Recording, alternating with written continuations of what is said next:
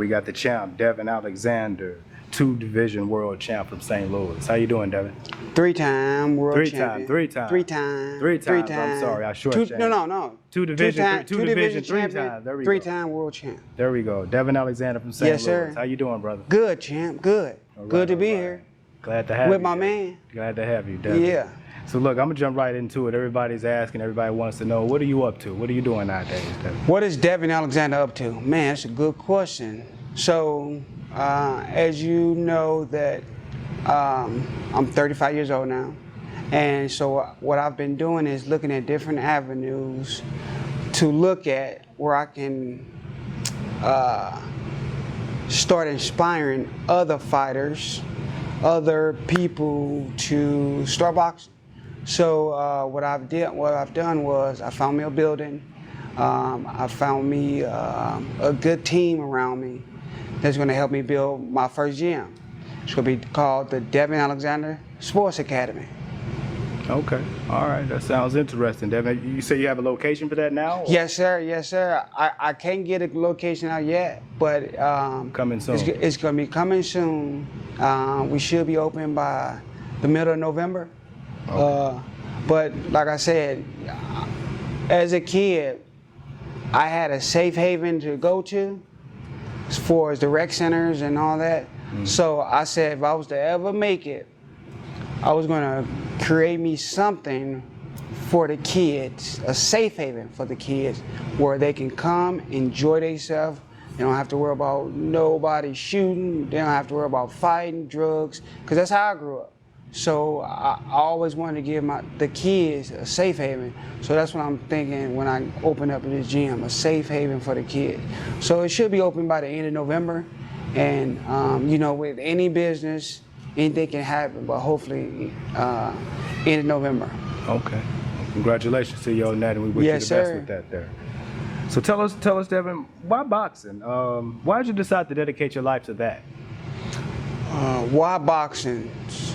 So when I first started boxing, it wasn't, I didn't say, Devon Alexander, you about to be the next Mike Tyson, or you finna be the next Sugar Ray Leonard. What I did was, my coach, he was starting a gym at the old police station. I grew up in North St. Louis. He was a police officer at our school. He said, look, I'm starting a boxing gym for inner city kids. Come and try out.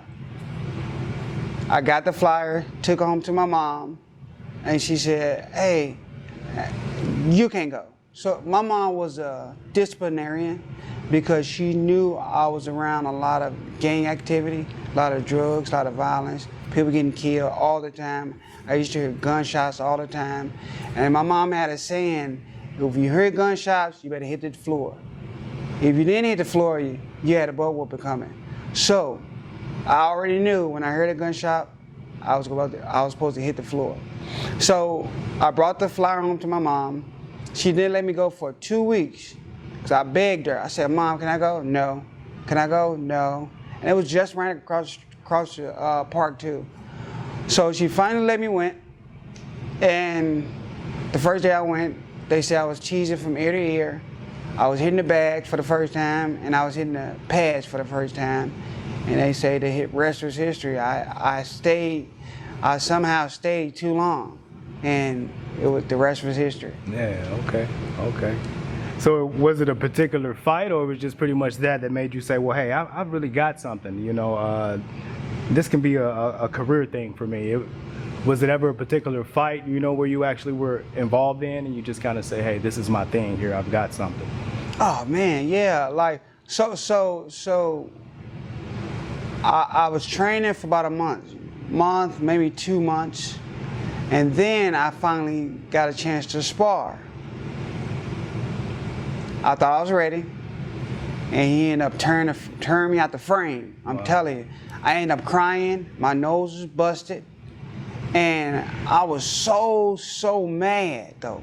Like, it wasn't, you know, I got tore up, and I was mad and crying, but I wanted that back. Right. So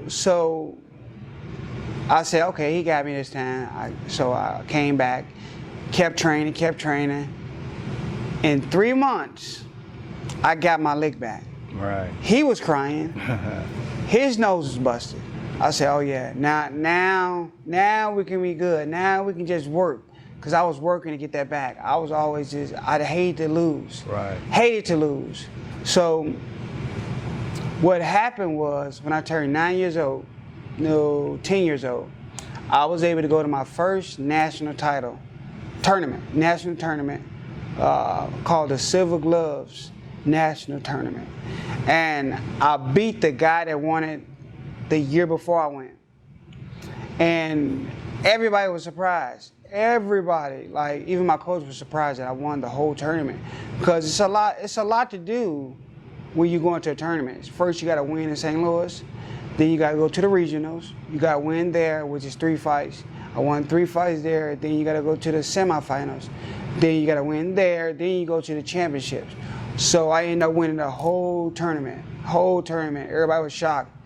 That's when I say, man, I'm becoming good at this thing. Like, I'm really becoming good, because I went again next year, I won again, and I won again. So I'm like, wow, man, I'm really getting good at this boxing thing. So I began to be very serious about my craft and getting better and better. So when I won the Junior Olympics, that was the Olympics before you get to the Olympics. When I won the Junior Olympics, I said, I'm turning pro. I'm going professional. There's no way I'm this good and I'm finna let it go to waste. I'm going pro. So what does it take? Tell us about that. What does it take mentally, I guess, and physically to actually turn pro? To turn professional, you have to have it first. In my boxing career, a lot of boxers want it, but don't got it. And sadly, they don't got it. They never win. So I've seen like 10 or 20 fighters like that. They gym rats, train hard, but they just don't have it. So in order for you to turn pro in boxing, you have to have it, and you gotta have the work ethic. It takes a lot. 36 minutes might not seem like a long time in the pro game, but it's a lot trying to keep somebody off your ass. When you are in there, in the ring, and you fighting, you gotta mentally be there, and your body gotta physically keep somebody off you. If you don't, you're gonna get your head tore off. So you gotta have that ability to work hard, and you gotta have another level on top of that to turn professional in the game. Because everybody across the ring from you is trying to turn your head off. Everybody. So you gotta be ready for anything somebody bring to you. So just case in point, my first pro fight, I had a guy that was wanting to just run across the ring and turn my head off. Luckily, I was prepared for that, and I knocked him out the first round. If you're going to turn pro in boxing, you got to be mentally, physically, and really able to handle the pro game. So if you don't even think about it. Right. And you got to have the amateur accolades. Okay. Well, what was your toughest fight, Devon? I've heard you talk about it before, yeah. mentioned, but tell us on this platform, what was your In the pro game, my toughest fight was Lucas Matisse. And that was a fight that I fought here at the St. Charles Family Arena. Okay. And you won that fight. Huh? And you won that fight. Yes, I did. Yeah. Yes, I did. I won that fight. But that was one of the toughest fights of my boxing career. Maybe, no, it was the toughest fight of period. Because I was 140, junior welterweight at the time, and I was struggling to make that weight. I was starting to fill out, my muscle was getting bigger, and I couldn't make it as easy as I did, say, 3 years ago. So during my camp with Lucas Matisse, I could not lose 1 pound. I was 141 a day before the weigh-in. That pound was so hard to get off. I was practically starving myself, but I made it eventually. Inside the fight, When I tell you, after the 5th round, my legs started to give out. My legs started to cramp. It started to get tired, weary. My body was dead tired. And the only way I got out of that fight and got through that fight was St. Louis crowd. Yeah. Period. Like, in my mind, I said, I cannot lose at home. I cannot lose at home. So that's what got me through that fight. Just pure heart and determination. Because, man, if I don't know, I could have had determination and heart anywhere else, but just thankfully I was at home.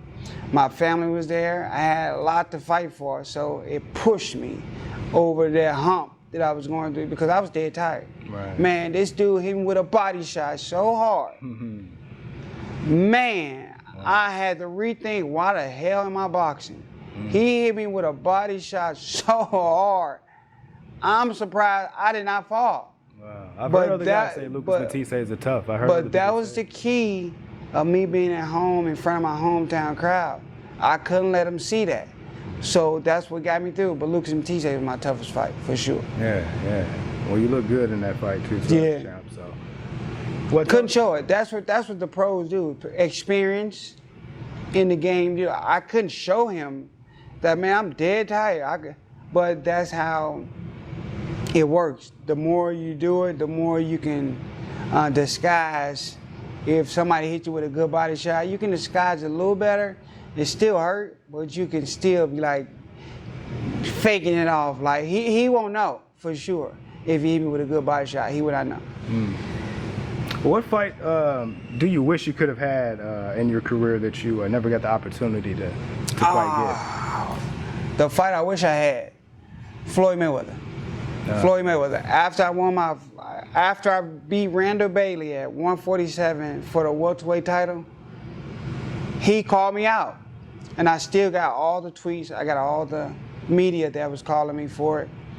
He said he tweeted, "Devon Alexander, IBF champion, is my next fight."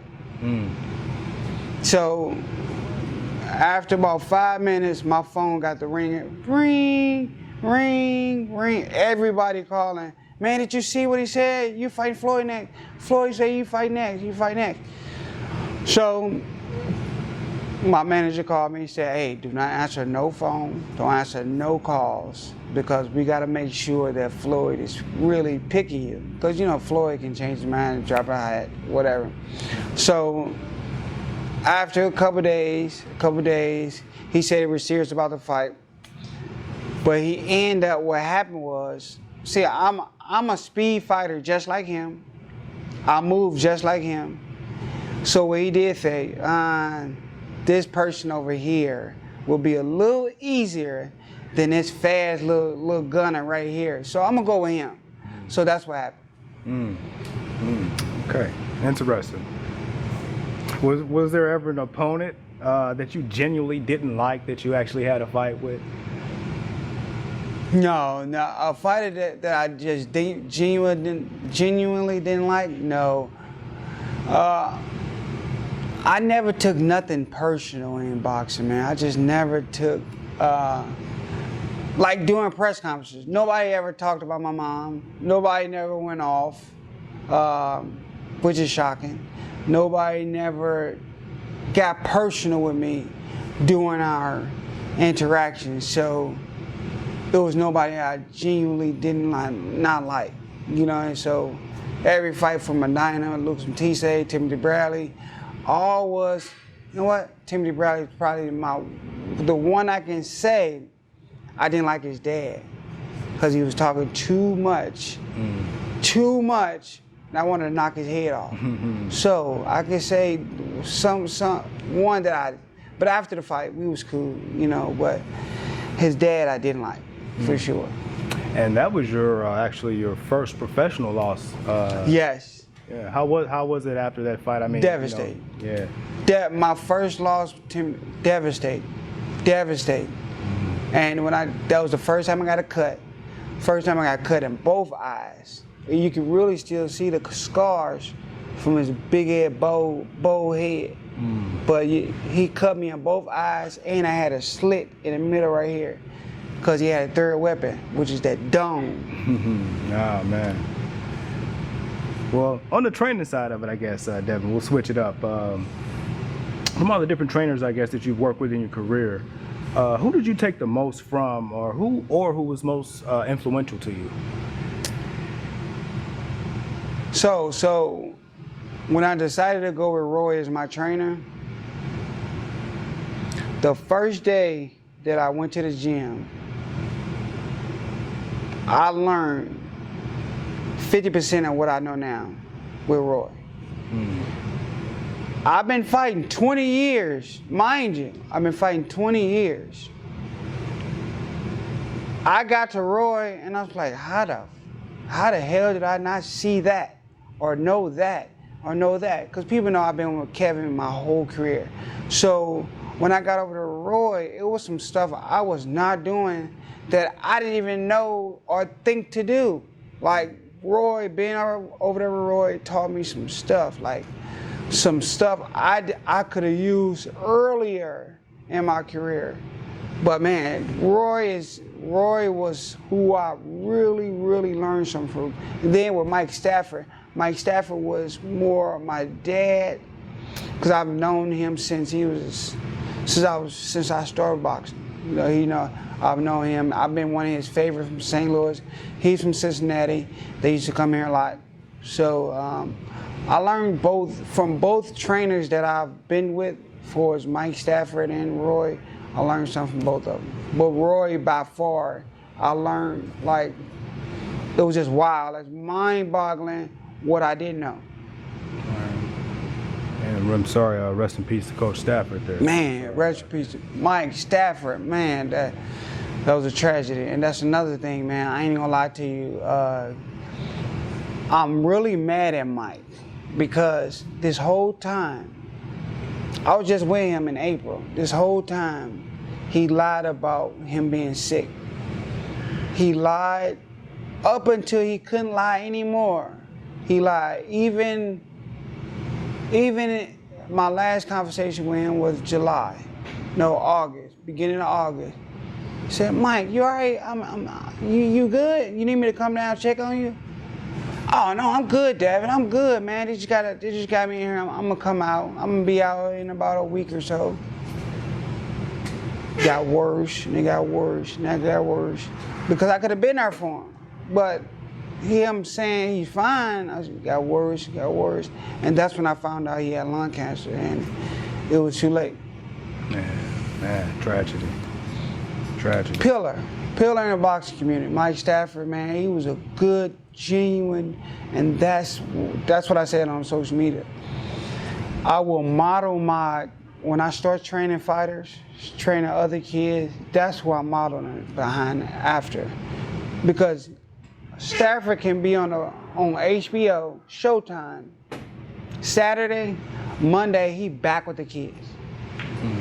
Kids that don't have nothing to offer, have 20 kids right there training them like he just didn't leave from a big fight.